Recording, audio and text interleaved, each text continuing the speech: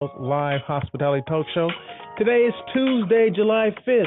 Hope you guys had a great 4th of July weekend, and I'm sure you ended it by having fireworks and doing all that stuff last night, or at least I know people around here did, because it was like I don't know what war sounds like, but I would assume that it's close to hearing fireworks going from maybe when the sun went down at, I'll just say 7:30 to about 2 o'clock in the morning. Okay, consistently, constantly, no breaks in between, and then like all of a sudden there's nothing, you can't hear anything, and it's like I'm gonna say 1:30, 2 o'clock in the morning. But anyway, it happens every year, and it's not just in the neighborhood that I live in; it's the surroundings. So you get me, sound carries, right?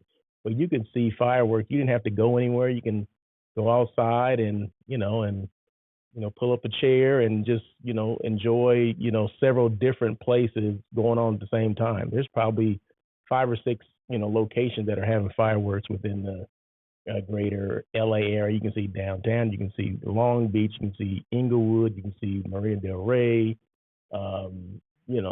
wherever they had fireworks, you can see them. Okay, from where I live. So Southern California is what I mean. Okay, I can't see them. They had them in Blythe. I couldn't see them in Blythe. Okay, but anyway, hope all is well. Thank you guys so much for joining.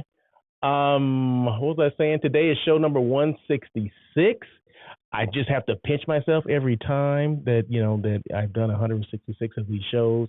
And keep in mind that yes, we are live on YouTube, but it's also a podcast going on at the same time. So, in fact, I tell my guests when they come on, if something happens to your video, meaning you get frozen or whatever, we continue to talk because I have an audience going on with that are podcasters that they don't see you anyway. They don't see anybody. They don't see me. They just hear our voices, right? So we just continue to keep it going, and because we don't want to interrupt the people that are listening to it on the podcast. Okay, so make sure you listen to us on wherever you listen to your favorite podcast. Just On Air with Russell of Hotels. You can Google that and find that.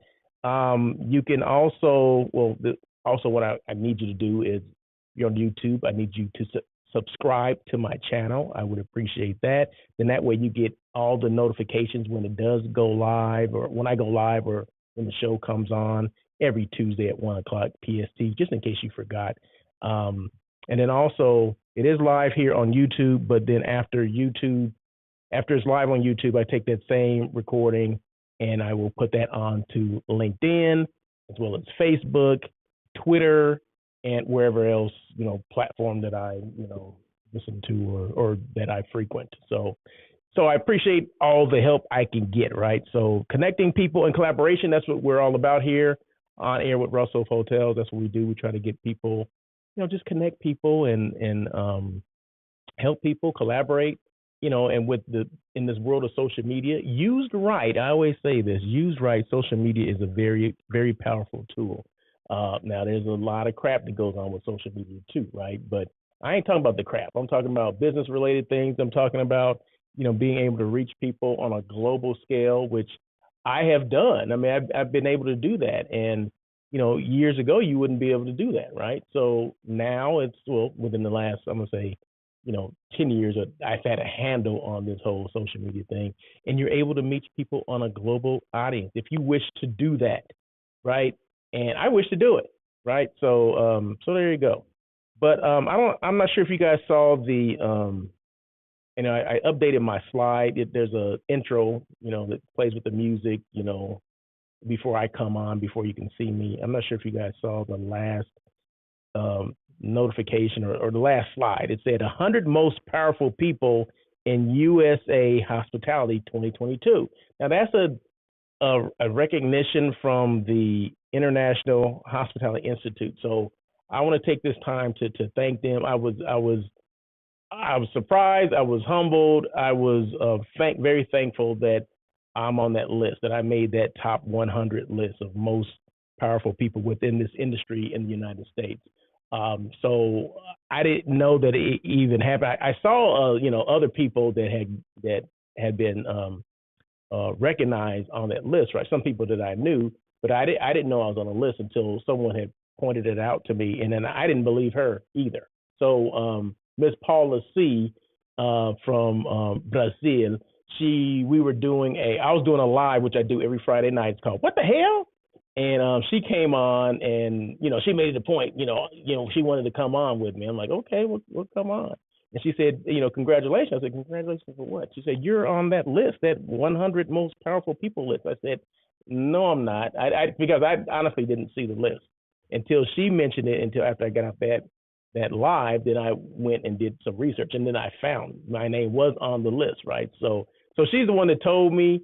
I guess maybe I would have found out anyway, but she told me, which piqued my interest, right? Because I didn't get a notification that you're on this list, right? So I had to kind of do my own research, which maybe that's part of the fun, right? You don't know you're on the list until you actually find your name on the list, and other people start congratulating you, like, congratulating me for what? What did I do?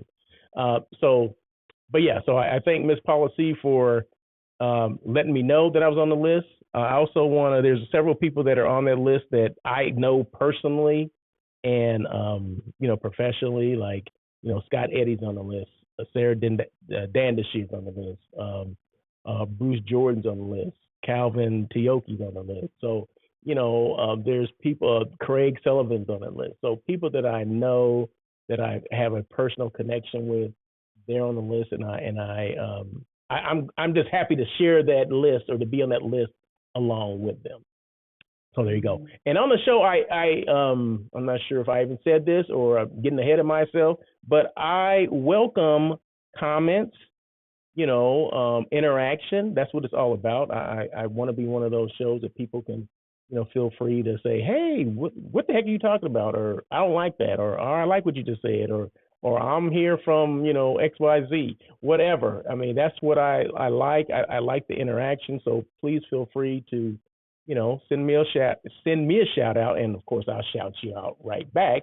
Let me know that you're there, because I can see that people are there, but I don't know who those people are until they actually say something and the chat comes on my screen here. So, but feel free to do that. Like I said, I do welcome that. As long as you ain't out there saying some crazy stuff, okay? Leave the crazy stuff to me, all right? But we're live here in Hollywood. People, they think Hollywood is some separate area from Los Angeles. Hollywood is I'm gonna say it's a district or a neighborhood in Los Angeles, right? So from where Hollywood is to from where I live, it's about less than 20 minutes, right? So Hollywood is like 2 miles by 2 miles. That's how big it is, right? So it's a district inside of Los Angeles. So just so people know that. So because people say, oh, he's in Los Angeles, but why is he saying he's in Hollywood? Well, Hollywood's down the street, right? So yeah, I'm in Hollywood. I'm right down the street. I'm right below the Hollywood Hills, right there below the sign, right on a rooftop at a hotel. That's where I am right now. So an undisclosed location, if you will, secretive. But anyway, let me move on, because I think I'm getting a little, I'm talking too much. Okay, am I? I don't know. But let's see. Show number 166, industry stuff. Let's get to some industry stuff. And yeah, it's some stuff, boy. Travel, summer travel. Well, what is going on with people? People complain about the airlines, and rightfully so. I've seen some pictures, some photos, some video of baggage. Baggage just waiting for people to pick it up. I mean, I don't even know how that work, how that's going, or what happened with that. Are there not enough people? Well, I'll just say this: there's not enough people. There's not enough pilots. We know that, because there's a lot of cancellations and delays. I mean, that stuff has been going on for the last several weeks. So, of course, it's going to be heightened during when it's a busy time, which is 4th of July weekend. So more people are traveling than they've ever traveled this summer, right? So, and it's kind of like bottleneck, right? Everybody's coming in and only a few things can get out, right? Especially if you don't have enough pilots. And I understand there's a glitch in some system with American Airlines where pilots were able to take vacation days over the most busiest times of the year. I mean, I don't even know how you would have a glitch like that, but that's what they said. That's what American Airlines said. There was a glitch in their system, and I guess they dismantled or turned off that system where they couldn't, put in their days off requests and all that kind of stuff.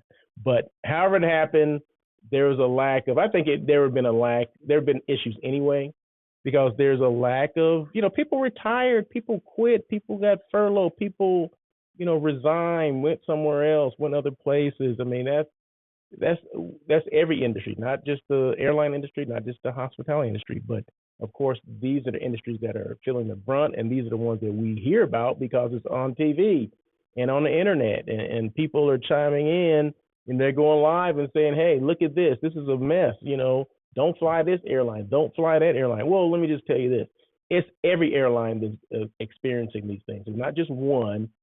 Maybe some are doing better than others, but all of them are experiencing delays, cancellations, shortages of employees or pilots or whatever. All that's I mean, there's enough blame to go around to every airline. So it's not just one airline that you can just say, hey, this one is doing something wrong. You know what I mean? Well, no, they all overbook. Okay, so let's just throw this out here now. Airlines consistently overbook their flights, right? They want to make sure that flight is full when it leaves. So they always overbook. They've done that for years, right? So, people, they ask for people to come off the plane, they bump people. Well, yeah, they do. A lot of times that people don't show up, and and it's basically, okay, a couple seats or whatever. But this, holiday season, yeah, I guess holiday season, the 4th of July weekend or whatever, everybody showed up, right? So some people asked to be, or some people, got displaced. Maybe they got bumped on purpose, or they voluntarily got bumped.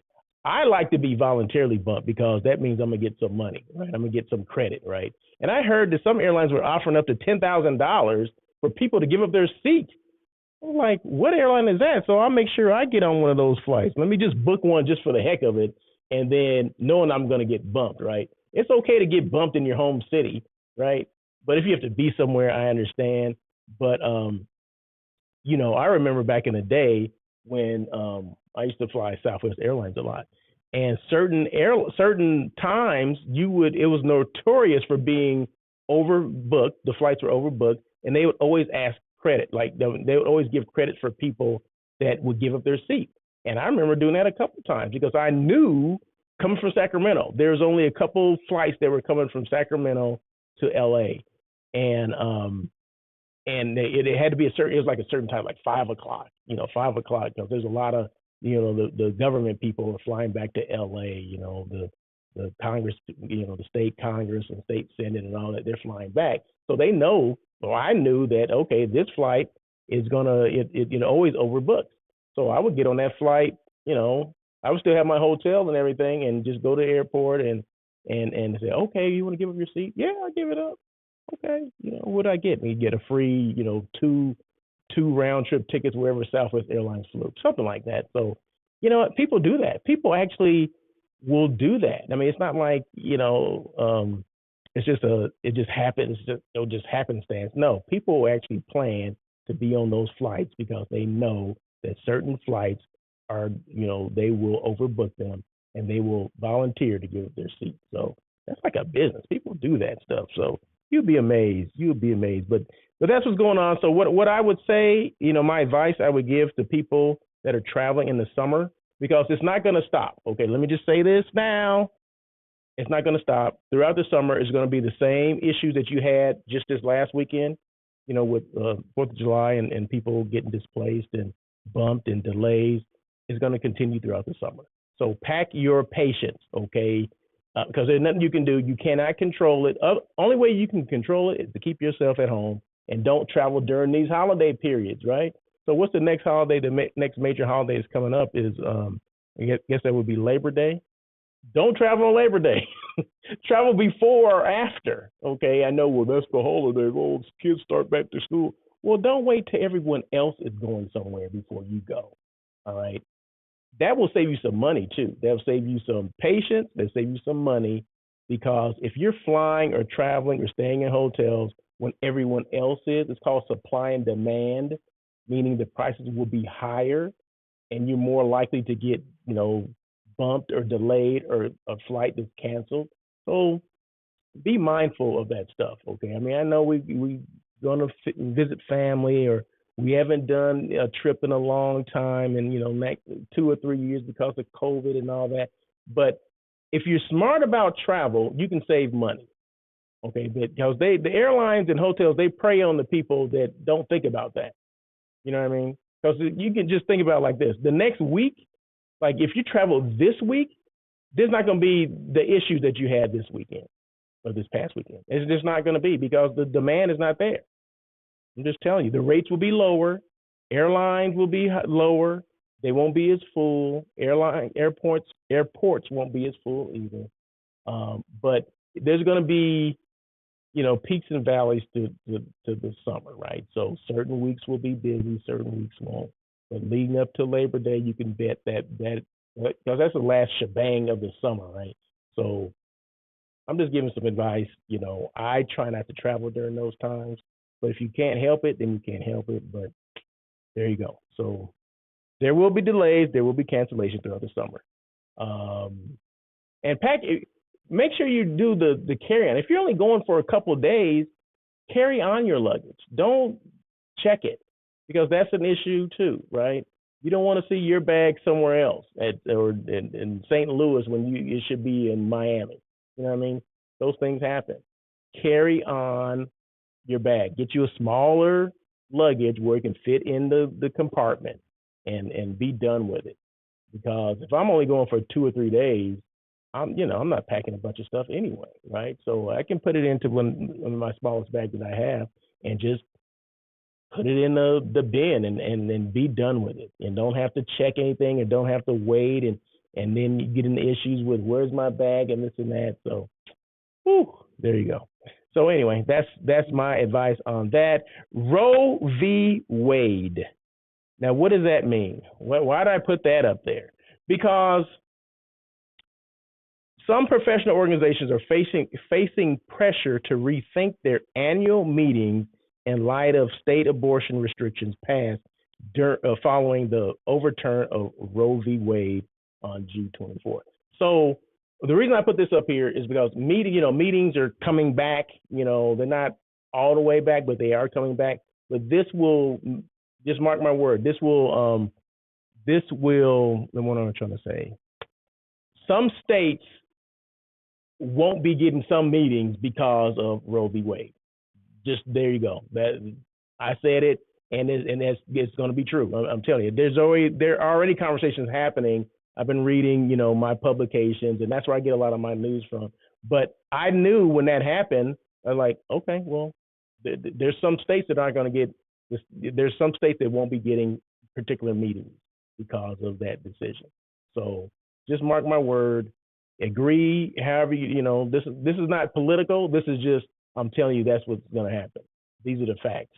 That's it. So that's all I got to say about that. But just mark my word that some meetings will not occur in certain states because of this. And I just had a conversation with somebody. It was an email conversation going back and forth about it. And he's like, yeah, you're right.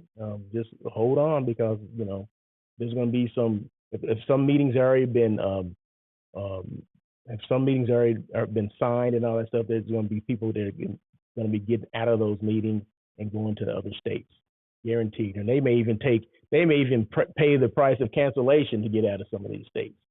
So I'm just telling you. So there you go. Let's see. Thank you to Mr. Chris Hodges. Now, last week, I'm not sure if you guys saw the show, but I recommend that you check out last week's show. I had a guest, Mr. Chris Hodges. He's the author of Noble Automation Now. He spoke about leadership. I met Chris, just real quick. I met Chris at a I think it was Destination West meeting. I believe that's what it was, a North Star meeting. I know it's definitely a North Star meeting. It was in Denver. And he was one of the guest speakers, kind of a motivational speaker, author, obviously. And, talked about things specifically to the hospitality industry, which are important, leadership and things like that. So I asked him, or actually he asked me to be on the show, right? I didn't even have to ask him. He he said, hey, maybe, our paths will cross again. Maybe I can be your guest on your show. I'm like, okay, that sounds good. Put a bug in my ear. So I did more research on him first, right? And then I said, you know what, this would be a great guest because it's different. I never had like a motivational speaker on the show before, and someone he supports the industry. He's not in the industry. He's not in the industry, but he supports it. Okay, and the way he supports it is, helping hotels, meeting organizations, things like that, find that ROI, helping with engagement, things like that, leadership. So I asked him a question. I said, this is I'm not going to tell you exactly what he said, what the answer was, but I'm just saying this because I need you to watch the show, right? I need you to look at my last show, which was show number 165. It's here on YouTube. So just go back and find that show and look at it. But one of the questions I asked him had to do with leadership and hospitality. I said, well, what do hotels, I said specifically hotels, what do they need to do as far as leadership, especially given the climate now? And what about engagement? How can leaders engage more with their employees or their associates? Because there is, just like in the airline industry where, there's not enough people to work, not enough pilots to fly, there's not enough people in the hotel industry to offer the great service that they've been offering before. Okay, so there's not enough front desk staff. There's not enough housekeepers.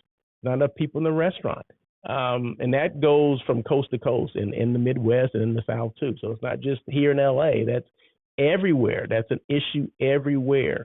And he talked about some of the things that he sees from the outside looking in. It's always good to get a fresh perspective, right? Because we get tainted, meaning people within the industry, the hotel, hospitality industry, we are tainted. We don't see everything for what it is.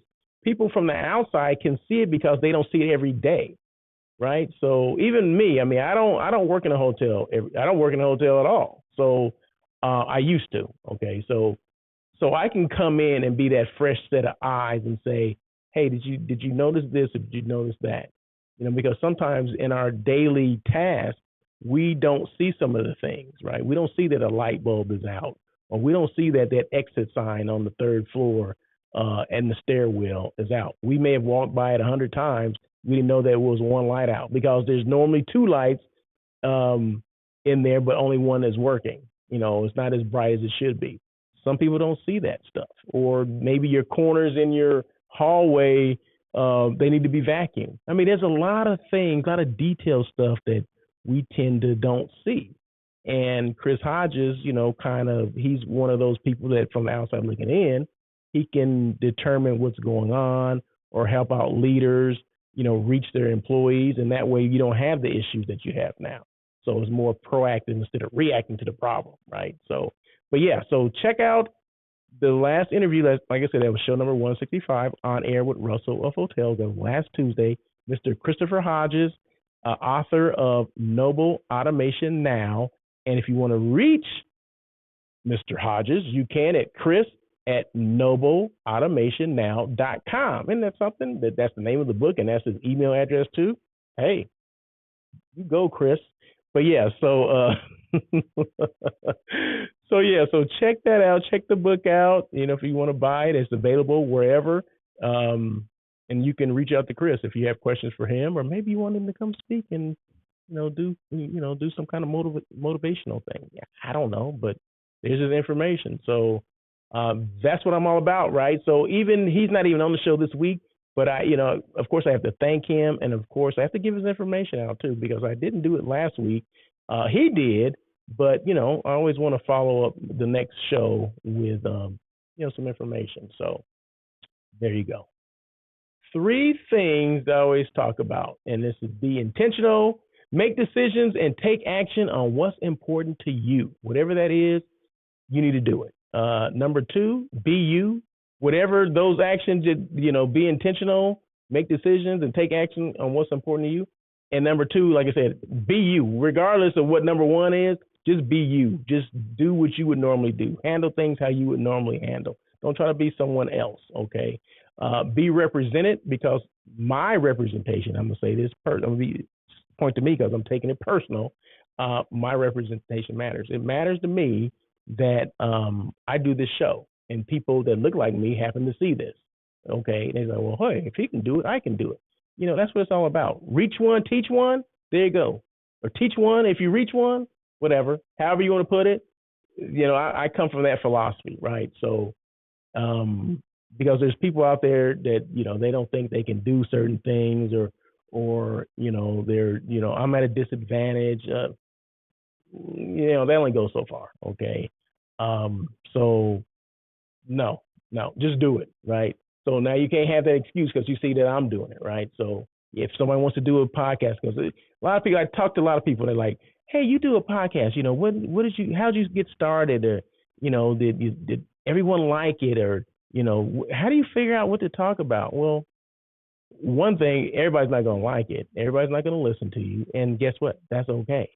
All right. It's okay that everyone's not going to listen to it because I'm not for everybody and everybody's not for me. Right.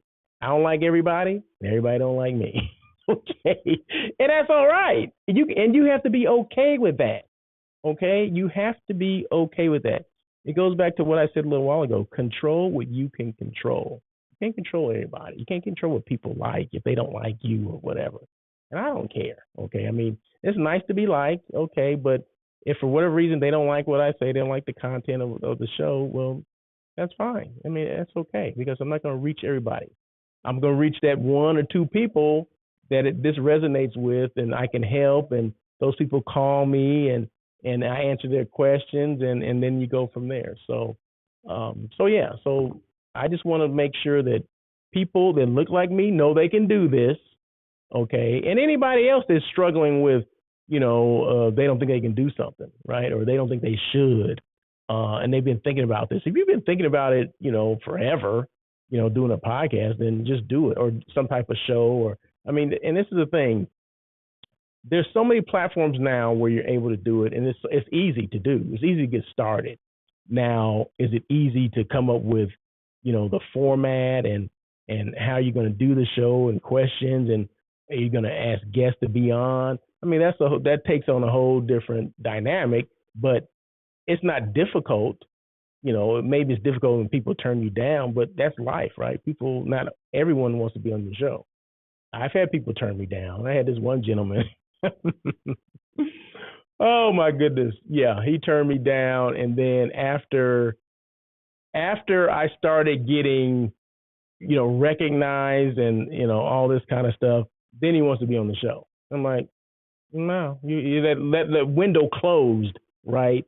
But yeah, so it's funny how sometimes people, they don't think, you have anything going. Well, how can you help me? Because that's how people look at it. Like, how can you help me? Instead of, I do it for the people that are watching, that are listening, right?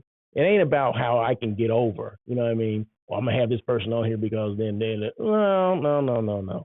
Everyone has a story to say, a story to tell, right? And that's what I want, especially in the hospitality industry, because no two people came in the industry alike. Some people actually went to school for this. Some people didn't. Some people started off as dishwashers and worked their way up to general managers and VPs and all this kind of stuff. And that happens in this industry, right? No other industry that I know that this stuff can happen, all right? That you can be the bellman to the GM or a VP of sales.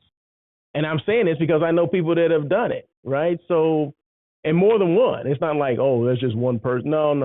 I know several people that have made it from, bellmen or dishwashers to general managers of hotels. And I mean major hotels. I'm not saying little small hotels. I'm talking about huge hotels, VPs. They made it to the corporate office. They've done all these things. So it can be done within this industry, right? So there you go. So, and then just like doing a podcast, you can do it. It's not, nothing is that difficult. Yeah, there's some things that maybe you have to get used to, and you may be outside of your comfort zone for a little while. I was uncomfortable doing it at first, but now it's just second nature, and I look forward to doing it. I'm like, dang, is it Tuesday already? And when is Tuesday getting here? Let's do another one. Show 167. When is that coming up? But anyway, I don't want to get ahead of myself. But yeah, so 1, be intentional. 2, be you. 3, be represented. How to buy a hotel? Who wants to know that? You know what? You'd be surprised how many people have asked questions about, how do you buy a hotel? Ask me these questions. I'm like, I don't have to tell you because someone else has already figured it out. And that's Miss Davon Reeves, right? How to buy a hotel. And guess what? Check this out. That's my copy, right? That's my book, my copy. She signed it, all this stuff. Okay. There you go. So buy the book. And she gave me some tips, tips to buying a hotel. Number one, location, location, location, right? It's all about the location. Number two, the brand. What brand is it? Because some people they want to do their own independent brand, which is fine. But, there's some proven methods that, some brands that are out there, they've already, they already have the blueprint, right? So why not follow them? But if you, hell bent on getting your own brand, that's fine. That's fine. It's just a lot more work and probably a lot more money. So I would suggest if your first time doing it, I would go with a brand, a smaller hotel like a limited or economy brand hotel, limited service, select service, and you got to be, it's not all, if you think I'm going to open one up in LA, downtown LA, well, that's expensive as heck. So you have to look at other areas throughout the country, not just, where you live, but outside of where you live. So that's where it comes is you got to get outside of your comfort zone. I mean, I'm comfortable here in LA, but, it's too expensive. So what about Arizona? What about, Oregon? What about, Michigan, Mississippi? There's other places that you can, buy a hotel. And then number three was hiring the right operator. Do you want to operate it yourself? There's management companies that will do it for you, right? There's tons of management companies, but she shows you how to find the right location, find the right brand, find the right, third-party management company. That's what this book tells you. I've taken notes. I've highlighted the things in this book. It's more of a workbook. I mean, it's like a step-by-step how to do it. And no one's done it before. No one's done this book before, okay? So check it out, even just to have, just to, maybe you don't want to open up a hotel, but you're just interested in how or what the steps are to do it. This is it. This Davon Reeves. Buy the book. Okay, I mean, you see it there. I have it. I just want to let you guys know that I'm not trying to sell the book for her. I'm one of these people that when I see something that can help the masses, I'm gonna help them. That's it. I don't even think she even knows that I even do this on my show, but it's okay. Buy the book. Buy the book. So, but no, I'm very proud of Miss Davon Reeves, and keep it up. Who's your best brand advocate? This is a question I ask all the time, especially when I have guests that come on, right? And I always ask them, who's your best brand advocate? And most, 9 out of 10 times they know it's them, right? But there was one person that was struggling with it. He's like, who's my best brand advocate? And it took her a minute for her to say, me. So yes, you are your best brand advocate. And you got to be excited about what you do. You got to be excited about your brand, right? Because that excitement, it goes to the next person and the next person, right? But if you're not excited, no one else is going to be. If you don't believe in yourself, you don't believe in your brand, no one else is going to believe in it either.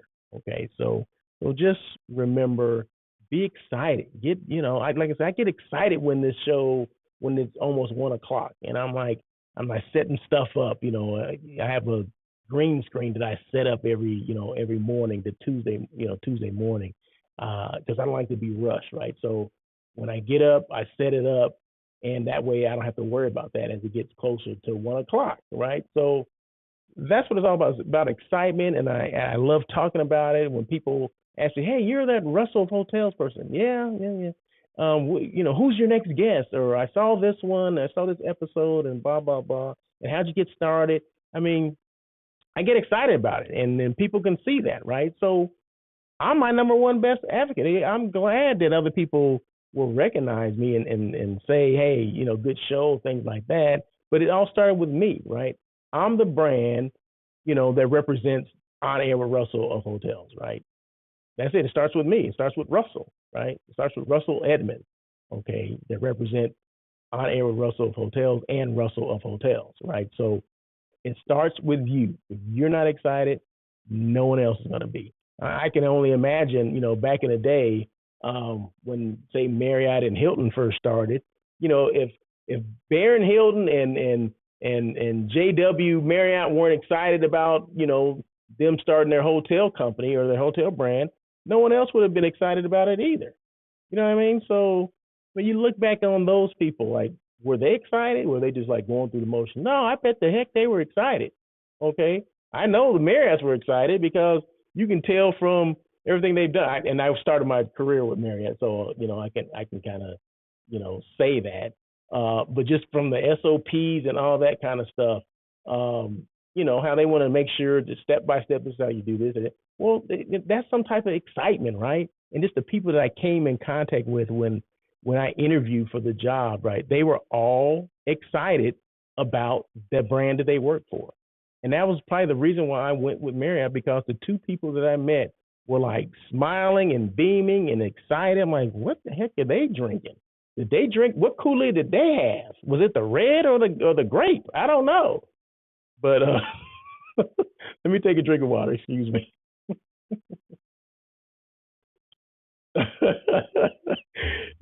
I just remember. I always go on these side, things, right? So bear with me. So when I interviewed, or I hadn't even interviewed yet, right? So it was at a job fair, Cal Poly Pomona, right? I remember like it was yesterday. It was in the quad. They had this. It was outside, and every quarter. I know this is a spring quarter because it was hot outside, right? So spring quarter, they have these job fairs. You have your suit on, your tie, you have your resumes and all that kind of stuff. And I remember Courtyard Marriott was there, Courtyard by Marriott, and the two people that were representing Courtyard Marriott were Bridget Belinsky and San Veneziano. Okay, I remember them like it was, like it was just yesterday, right? So they were smiling, and I was smiling at them. They're like, "Oh my God, you're smiling. You must be a happy person." I'm like, "Yeah," not knowing that I'm smiling because they're smiling, right? But just the feeling that I got, even before I walked up, they were just like, they got up from their seat. They weren't sitting down. They were sitting down at first, but they saw me approaching. So within 20 feet, they got up and they're smiling, they're beaming, and and they offer their handshake and all that kind of stuff. And it was just a feeling that you got that like, wow, I want to work for this company, because they were excited before they even talked about anything about who they worked for or the Courtyard brand or whatever. They're already smiling, and I was already excited, right? They hadn't even said one word other than who they were, their names. I was like, wow, this is something else. So we talked for a couple of minutes, gave them my resume. They said, hey, we want to get you, down there. We think you're a superstar. That's what they said. They may have said that to everybody. I don't know. But I ended up being one. Okay, so there you go. But yeah, it was a great first time experience. And I interviewed with them, and I got the job. Right, I had a job more than 6 months before I got out of school. So I was happy. I already knew where I was going. Right, so yeah, so that was exciting. So be your best advocate. Okay, whatever brand you represent, but it started with them, right? It started with San Veneziano and Bridget Belinsky, their brand. Okay, that was their brand that I met first. They represented the Marriott brand. Okay. But they were just excited to be themselves, and they were excited to represent this Marriott company. They couldn't wait to start talking about it. So they were the best advocate for that hotel or that company at that time when I met them, right? And that's the only reason that I went with them is because of how excited they were.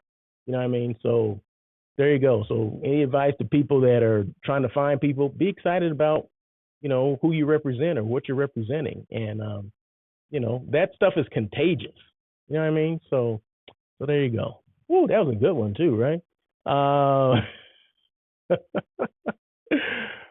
Increase social media engagement. You guys know I'm big proponent of social media. And how do you increase your social media engagement? Consistency. You got to do it. You got to continue to do it. I post things probably 2-3 times a day, right? Different platforms. My main platform of choice, of course, is YouTube, Instagram, and LinkedIn. Probably, yeah, probably in order. Yeah, probably in that order. Maybe LinkedIn is number one. LinkedIn, YouTube, and then Instagram are my platforms of choice. But I change things up. I may use different music. They don't all have reels. I may use the same reel and then just copy that over onto LinkedIn.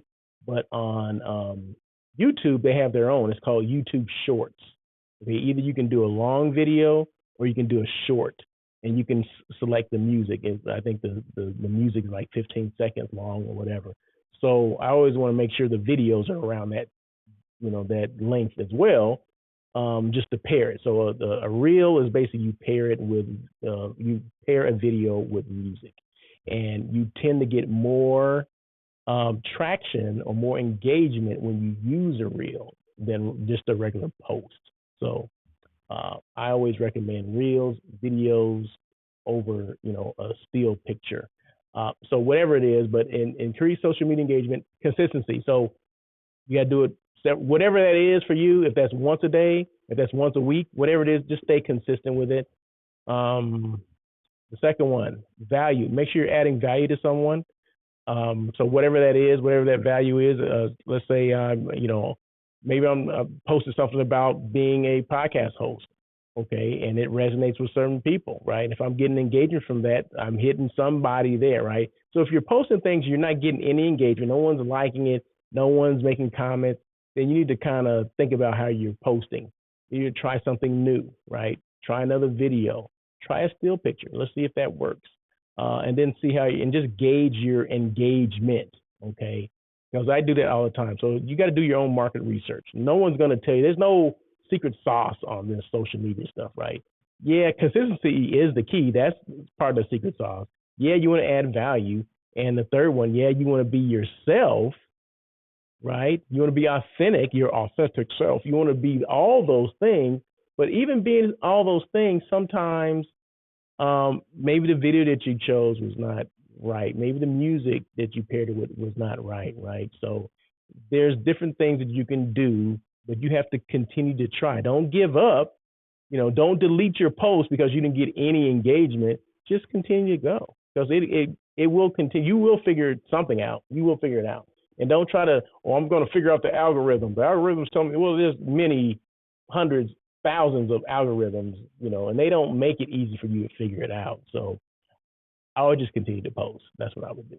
So consistency, value, and being authentic. Those are the things that can increase your social media engagement. Now, after you know those three things, what are the tools you can use? And I just mentioned IG Reels just a while ago. I mentioned IG Reels, YouTube Shorts, and what's the TikTok. So those are all kind of the three, with just three different platforms. But IG Reels is the answer to TikTok, and then YouTube Shorts are the answer. The YouTube's answer to TikTok as well.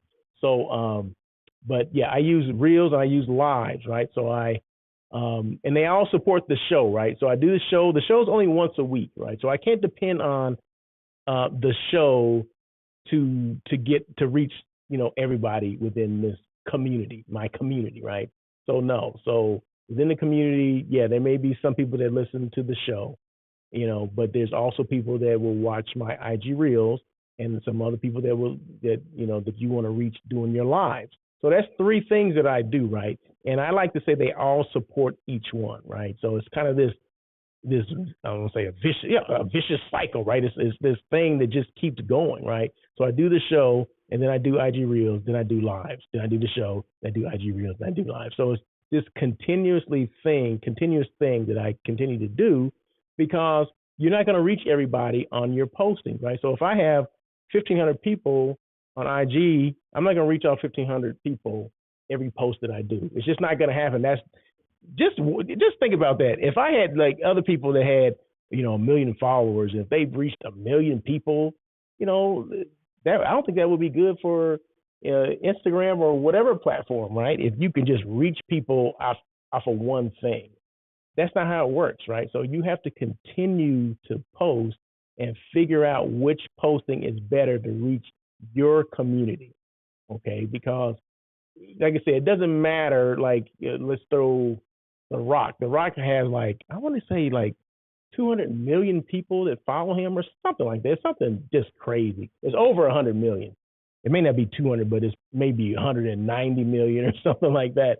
Do you think he reaches 190 million people? No, he doesn't reach 190 million people. I'll look at it and see. But he reaches a lot of people, right? Reaches in the hundreds of thousands consistently, 900,000. Sometimes his posts, are over a million people. You know what I mean? I look at Chris Hart. Not Chris Hart. Kevin Hart, and he has at least, I think he has about 100 million people that follow him, but he doesn't reach 100 million people at one time. No, they don't. But he reaches maybe a million people, or like I said, 500,000. I mean, that's a lot of people, right? So you got to put it in perspective. It's all relative, right, to the amount of people that you have. So if I got 1,500,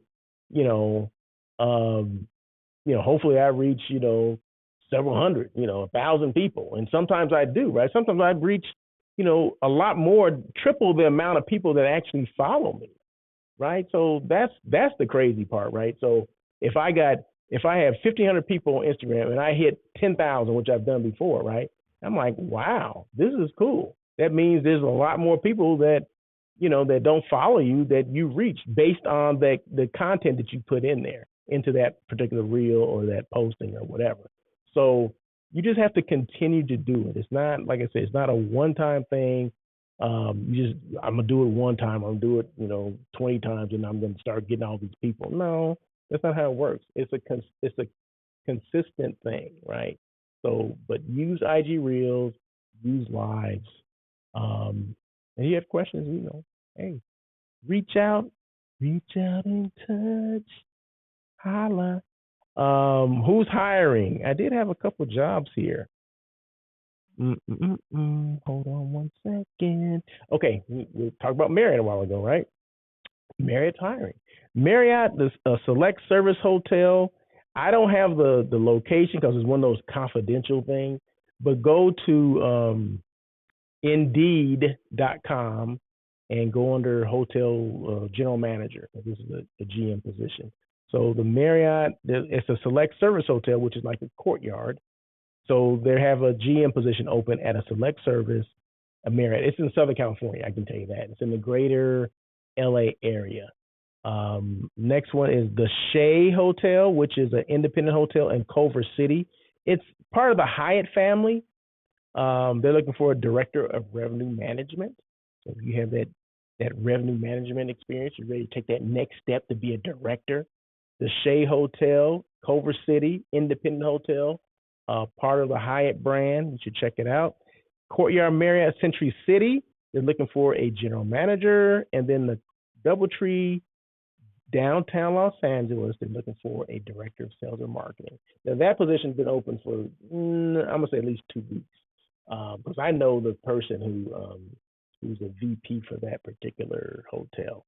So it's managed by Aimbridge.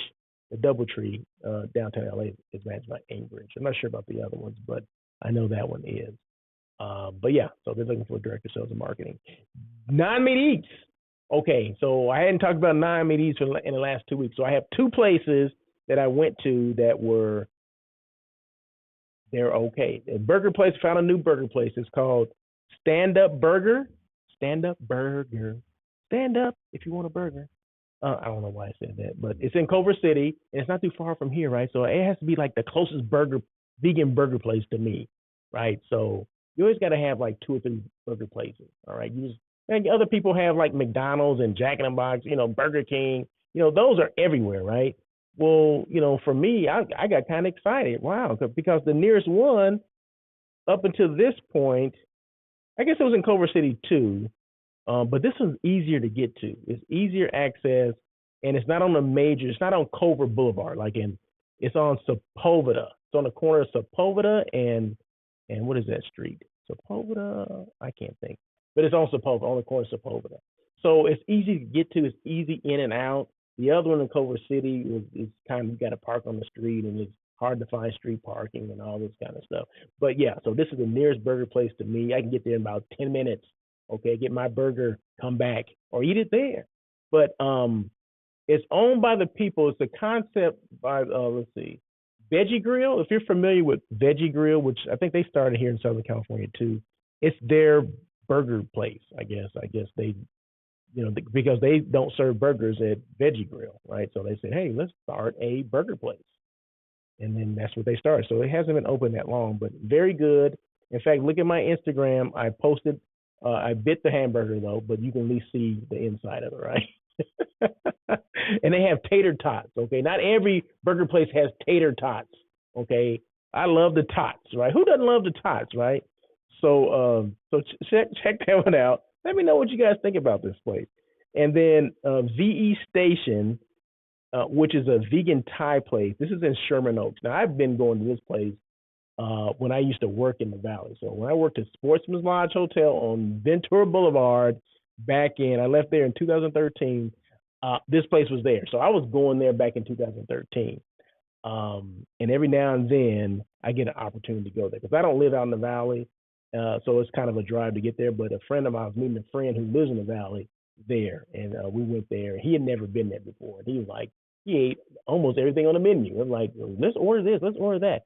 You want to get dessert? Let's do this, let's do that. I'm like, wow, okay. I got to go to lunch with you more often. But everything's vegan. It's completely vegan. And just like the burger place, they're all completely vegan. Okay. The mayonnaise, everything is vegan. Okay. Cheese is vegan cheese. All right. The Thai place, everything's vegan. Even the, what do you call it? The mango sticky rice. Oh my God. Oh, do you guys have a sticky rice? You go to any Thai place, legit Thai place, they have mango sticky rice, right? Well, they have it here too, but it's vegan. But you cannot tell the difference, right? You cannot say that, oh, this is vegan, this doesn't taste right. No, I mean, it's legit. So Stand Up Burger, Culver City, VE Station. That's V as in vegan, E Station, Station. The vegan Thai place, Sherman Oaks. Okay, so if you're ever out there, you need to check it out and tell them Russell of Hotel sent you to either one of those places. Maybe they give you a discount, or maybe they'll run you out of there. People ask me, what do I do? I'm a brand show off. What does that mean? I'm a content creator for brands. Okay, let's just say that, because some people don't. What is a brand show off? Well, my job is to show off your brand, right? So whatever your brand is, if that's XYZ Hotel, my job is to show it off through video, through reels, through things like that.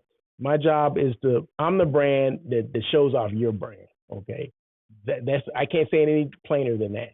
I'm all about hotels, tourism, and non-meat eats. So those are the three things that I always stick to.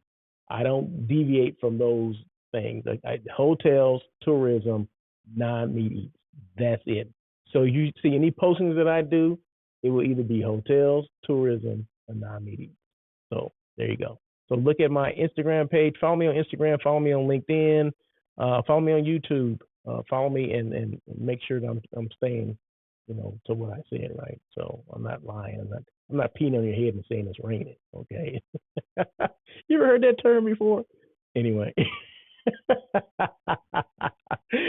And also I do hotel site selection, where companies and organizations will ask me to find a hotel that's suitable for their meeting, their retreat, whatever, corporate meeting, convention, conference. My job is to find the hotel for them. If they have a particular budget, my job is to hopefully stay within that budget, providing their budget is realistic, right? Sometimes budgets are not realistic, but that's my job. That's my job to, to kind of explain that to them as well. So that's what I do: contract negotiation, pricing negotiation, food and beverage, things like that. Meeting style, meeting setups, all that kind of stuff. I don't manage the events, but I can at least assist the client with taking care of those and offering suggestions and things like that. And of course, I'm a show producer and a show host on Air with Russell of Hotels. Yeah, I actually produce the show. I write the show. The ideas are my ideas. Um, so yeah, so I do all that stuff. And as you can see to the left, well, to the left of me, maybe it's on the right side of the screen for you. I'm not sure, but these are three recognitions or three things that I was recognized for um, by the International Hospitality Institute. And I mentioned the top one, of which I just added today, 100 most powerful people in USA hospitality for 2022. And then under that one, this was from last year, top 30 podcasts for hospitality. Now that's top 30 hotel or hospitality podcasts globally. That's worldwide, okay? Not just here in LA, not just here in the States, but globally. And then top 25 social media influencer or content creator. I'd rather say that, or brand show off, okay? So, but I'm in the top 25 of that too. So those are both for 2021 in the hospitality industry. So I do thank International Hospitality Institute for that honor. I really appreciate it. I do not take that lightly. But of course, I'm always going to mention it on the show. I may not mention it, as I'm walking down the street, but on the show, I'm always going to mention that. Contact information. If you want to get a hold of me, please feel free anytime to reach out to me, Russell at russellofhotels.com. I'm here for questions, consultations, whatever, things about the hospitality industry. Do you want to get into it? Why you should, why you shouldn't. Hotels, you have questions about this, that, or the other. That's what I'm here for. I'm here to answer those questions and see where I can help, get in where I fit in. There you go. Let's see what else. Follow me on LinkedIn, Instagram, YouTube, and Twitter. Those are the platforms that I use religiously. I do have a TikTok page too, so that's at Russell of Hotels. Everything is Russell of Hotels. But LinkedIn is at my real name, which is Russell L. Edmond. And if you want to call me, feel free to go to my website, which is russellofhotels.com, and you'll see my email is there as well, or my phone number. You can always call. If you just want to answer real quick, just pick up the phone and call. I don't have a problem with that. In fact, I love when people actually do that and call me. Don't be breathing hard on the phone and all that kind of stuff. Just call me and and we go from there. But no, I do welcome any type of engagement. So thank you so much. One thing to ask yourself, I ask this every week. Boom. What are you doing to keep your brand relevant? What are you doing? Are you posting things? Are you talking about it? Are you getting excited about it so people can get excited? What are you doing to keep your brand relevant? Because people always remember the last thing they saw, right? The last person that came to talk to them about, let's just say hotels. They're always going to remember the last person they saw, right? So you want to be that last person, right? So that means you have to be consistent with whatever you're doing. If that's doing sales calls, if that's calling people on the phone, if that's posting things on social media, you have to be consistent. You don't just do it every now and then and think that people are going to remember you, because guess what? They won't. They won't. And especially, during COVID, people forgot about people. Now people are trying to catch up. Okay. So just remember, keep your brand relevant. What have you done? If you haven't done anything, start doing something. If you don't know where to start, call me and we'll figure it out together. Boom. That's what it's all about. Getting close to the end here. I always kind of sort of end on these with these three things, and they are purpose, passion, and perseverance. The 3 P's. Russell of Hotels, 3 P's. Purpose. Know why you do what you do. I do this show, I do these lives, I do these reels because I want to make sure people know what Russell of Hotels does, what he stands for, how he can help you, right? And that he's accessible. You know what I mean? So he's not just someone that just says that, says, oh, you can call me, and then I don't answer the phone or I don't return the phone call. No. Another purpose is the reason why I started the show is, to talk about the hospitality field, the hospitality industry or the hospitality field, hotels specifically, or things that I learned coming up in this industry, right? That anyone can do it, right? You just have to have the drive to do it. You don't have to have all this experience. You don't have to have all this college. You don't have to. You just have to be willing to do it and sacrifice some time to do it because it's hard work. Don't get me wrong. Did I like cleaning 18 rooms during my training as a manager? No, but I had to do it, right? And that was several days. That was just one time. That was several days, right? You had to clean 18 rooms, right? Like I don't even think housekeepers have to clean 18 rooms these days. Like 14, I think, is the norm now, something like that. So, but yeah, I mean, it's something that you had to do, right? But was it just impossible? No, it wasn't impossible. Did I get through? Yeah, I got through it, and I was able to move around from there. So yeah, and another purpose is to have people come on and tell their stories, right? Um, yeah, so I've had many people come on from different parts of the industry that come on and tell their story, how they got in this industry, the rewards that they received, and maybe they from there they moved on to something else, and now they're traveling the world or whatever. Whatever it is, there's people that have been on the show that have their own story, and no two people, and I think I've probably had, I don't know, 60, 70 guests, and no two people had the same path. Okay, none. Okay, so everybody's unique. So purpose, know why you do what you do. Passion, either you have it or you don't. And if you don't have passion for what you're doing, guess what? You need to do something else. Okay, just stop it. Stop the insanity, stop the foolishness, and just go do something else. All right, something that you have passion for. And number 3, perseverance. Be consistent. Continue to evolve. Don't give up, and swerve when you need to. Now I say this every week, or every time I say this, on air with Russell of Hotels, we don't pivot, we swerve. Okay, we see some stuff coming up and we choose to go around it. We don't go into it, we go around it. When you're pivoting, you're already in the crap and you're just like, well, okay, where do I go now? You're trying to pivot around it. No, I'd rather swerve than pivot. But anyway, that's me. Okay. Next week, I have a guest. Let's see. I think I can cue up some music here now. Excuse me, I didn't mean to do that. But I got permission to do this song. Okay, it's a song you guys probably have never heard before, but that's okay. Let me see if I can do this without messing things up.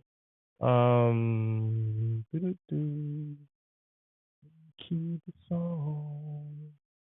Oh, maybe, you know what? It may not allow me to do it. It may not allow me to key what I'm trying to do because I'm recording at the same time. Darn it, it won't let me do it. But anyway, that's okay. I do not own the rights to this music, but I don't think I should play that music anyway. But anyway, next week, have Junior Tava'a. Okay, he is the Chief Sales Officer at Visit Anaheim. He's going to be a guest here next week. I've known Junior for a while, and you know what? I've always wanted him on the show, and I just asked him, right? I said, you know what? Hey, I saw him. This has really got me, right? And I told him this. I saw that he did someone else's podcast, right? And I said, okay, now it's time, because I didn't know if he did podcasts or not. Okay, I didn't know that, and because some people are very, they don't do certain things, but I never asked Junior, right?